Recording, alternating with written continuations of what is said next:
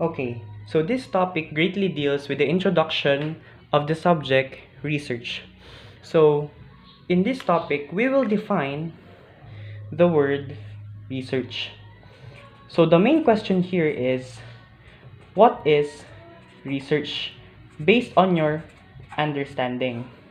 So, research in context was actually described to you in your grade 7 SIS, whereas it is a strand of science where you discover or prove things through the use of data obtained through research.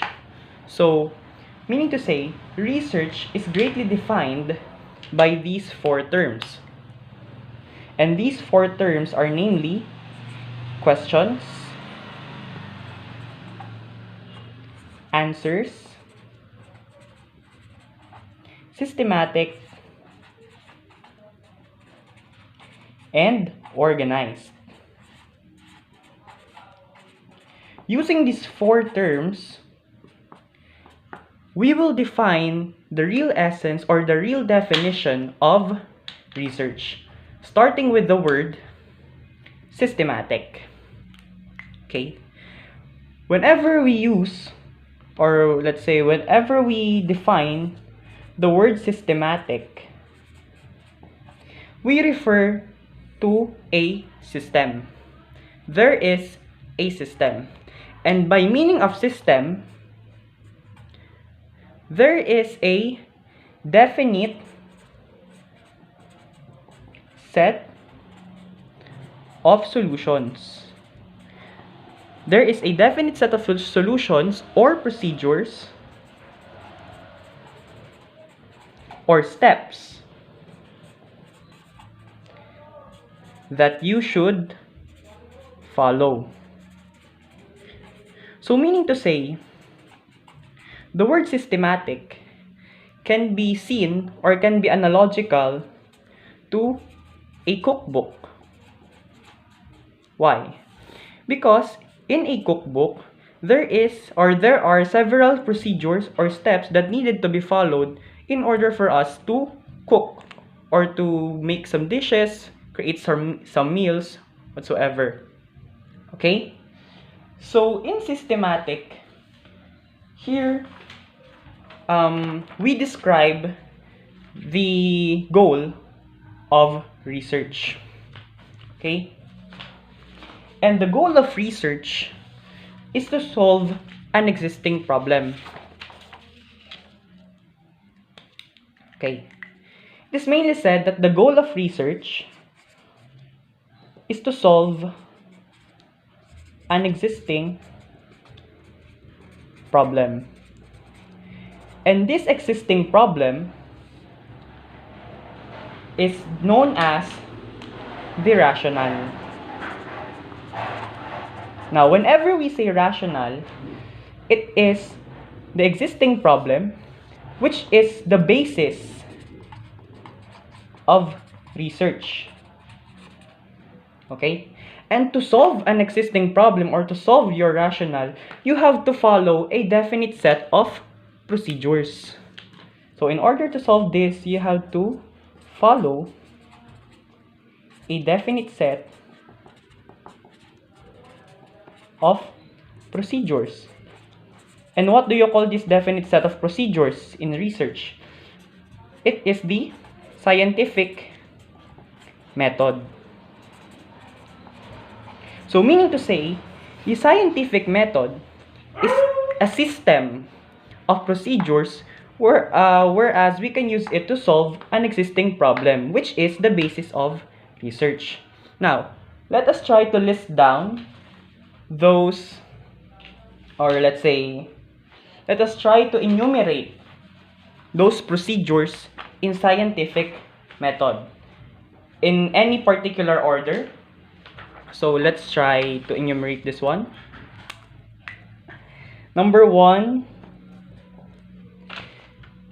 in scientific method, there is the step known as the gathering of data. Gathering of data. In scientific method, there is also a step known as formulating the hypothesis. Formulating the hypothesis.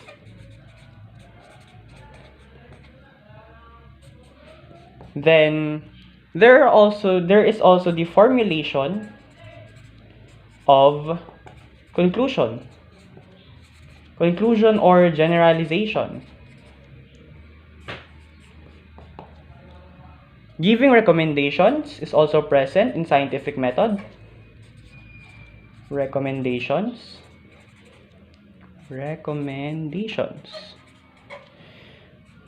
Then there is also a step of identifying the problem. Identifying the problem. Then, in scientific method, we can also analyze and interpret data. Analyzing and interpreting of data. So as you notice, these are the system of procedures. It is a set of procedures which are systematic, but it is not yet organized. Meaning to say, systematic only pertains to the set of procedures or the system of procedures, but it is not yet organized in a logical order. Okay?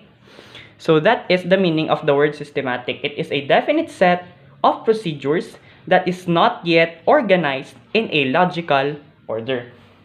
So, using this basis or using this idea, we can now proceed to the next term that defines the word research, which is the word organized.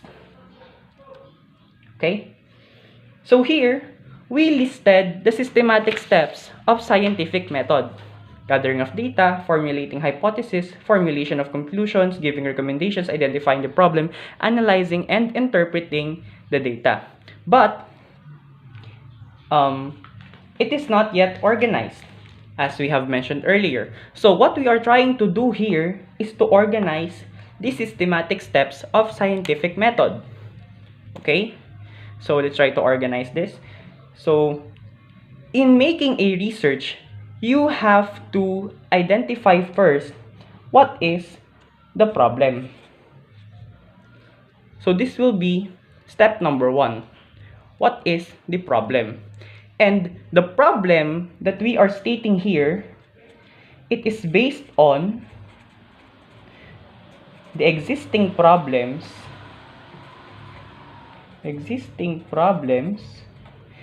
in the community or society. So meaning to say, in identifying the problem, we are trying to identify the rationale. Okay? Next. After we have identified an existing problem, we try to hypothesize or we try to have an educated guess about how to solve the problem. So step number 2 is formulating the hypothesis. Whenever we say hypothesis, it is the tentative answer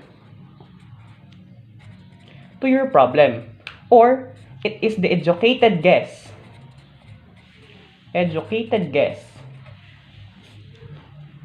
that leads to the solution of your problem.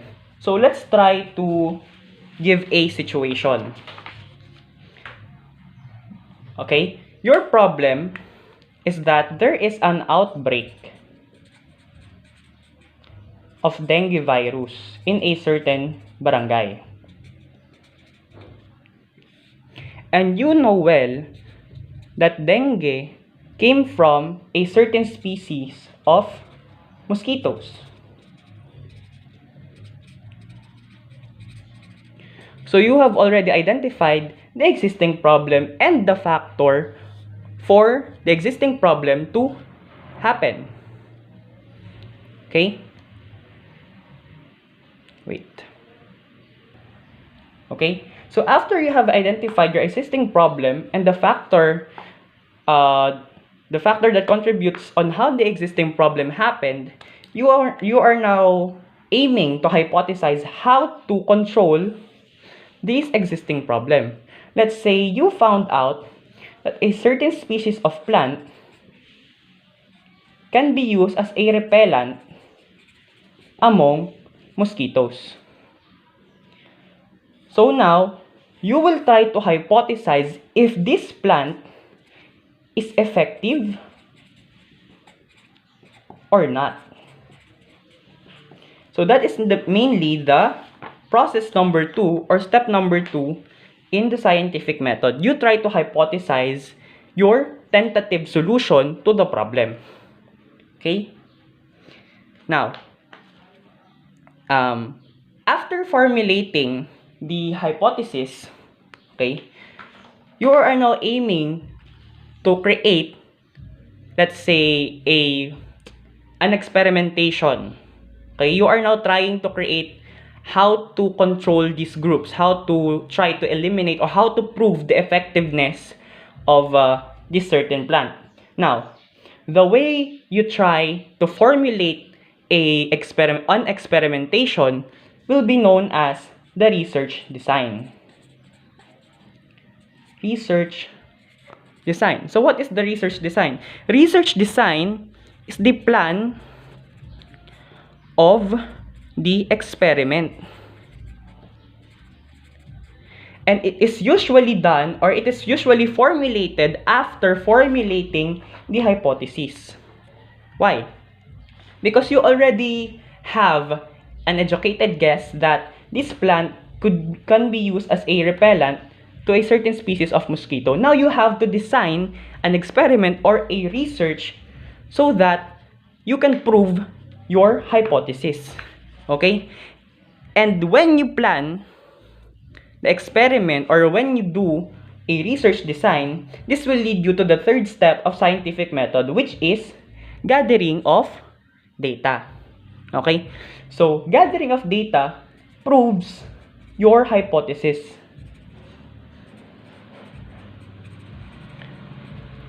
This will prove your hypothesis. And how do we gather data? There are two ways on how to gather data. Okay? First one is the observation, whereas you use your 5 senses. Then the next one is the experimentation, where you already apply your research design.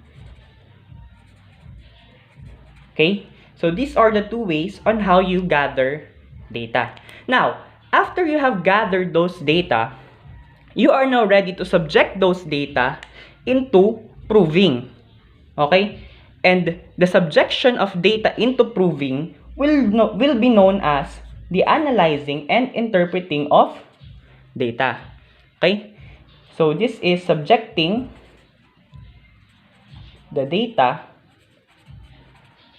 into proving. Now, in subjecting the data into proving,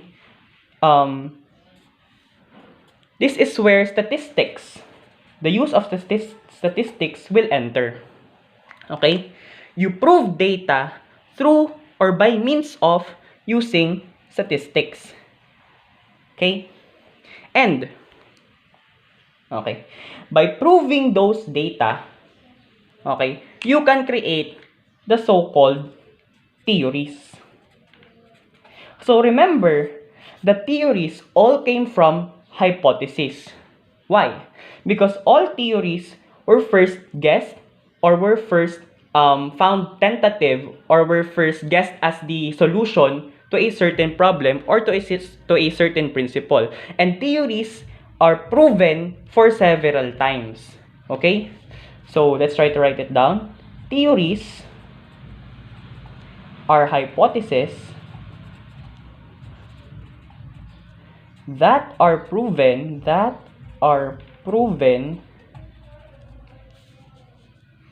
for several times. Okay? So without the hypothesis, without the gathering of data, and without analyzing and interpreting the data, you cannot have or you cannot formulate a theory or even a principle. Okay? Now, after you have analyzed and interpreted the data, you are now or we are now ready to form a conclusion, which serve as the answer to our rationale. Okay? And this answer will be based on the hypothesis. Why? Because the hypothesis can either be accepted or rejected. And either way, accepted or rejected, this is the answer to our existing problem. How? Well, let's say for instance, let's go back to the situation. So you hypothesize that this plant is an effective repellent against certain species of mosquitoes that cause dengue virus. Now, when gathering data, you found out that the mortality count,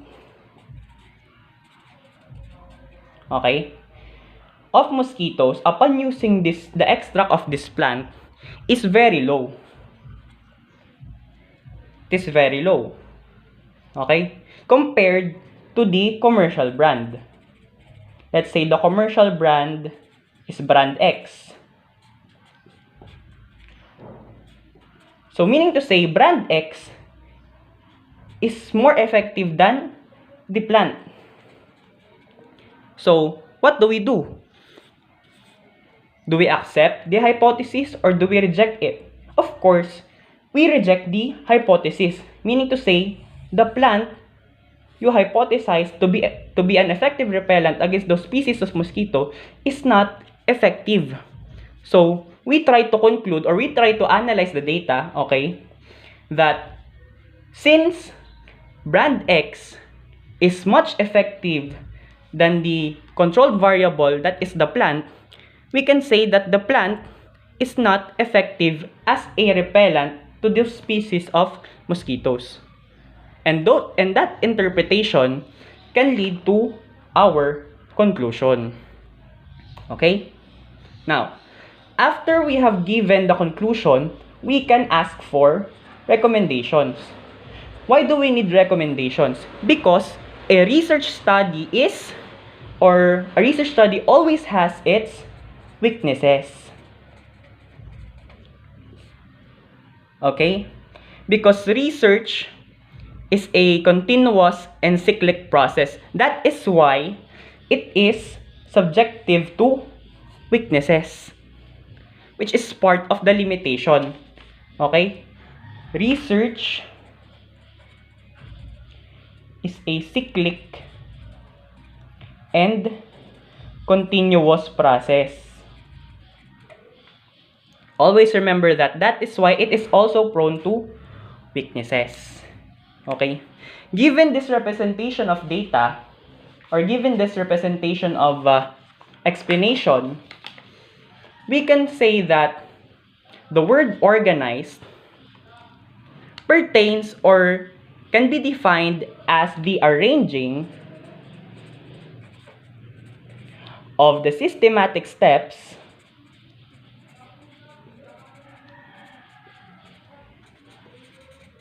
in a logical order. Okay? So, meaning to say, systematic steps doesn't have a logical order. We try to organize it here through the process of organization. Okay? So, procedures must be placed in a logical order, logical sequence, or logical arrangement for us to follow a correct step-by-step procedure. Okay? And whenever we say logical, we arrange steps according to the idea or concept. So we do not arrange the sequences according to time. We arrange the steps according to the idea or concept. Okay? So that is the meaning of organize. So according to the word organize, there must be a structure or method. So this structure and method is not present in systematic. Okay? So, meaning to say, if there is a structure and a method, research is planned. It is planned and it is not a spontaneous one. Why do we mean by not a spontaneous one? When we say not a spontaneous one, the researchers already exerted effort. Researchers exerted effort in order to plan or in order to have a plan of a research. Okay? Research cannot operate itself without the effort coming from the researchers. Okay, that is the meaning of not a spontaneous one. Meaning to say, research cannot work on itself. Research does not happen naturally. It happens because there are researchers, and researchers exerted effort to plan that research. So there is a system of structure that is arranged so that they can follow a step-by-step process. Okay, so that is the explanation on how research can be defined as organized and also as systematic. So to recap once more, systematic means that there is a definite set of procedures that must be followed.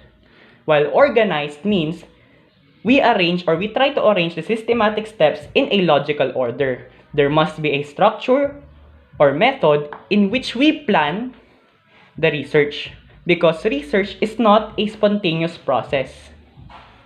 Okay? And meaning of not a spontaneous process, researchers exert their effort to plan the research so that they can have an efficient time tracking down the step-by-step process of their studies.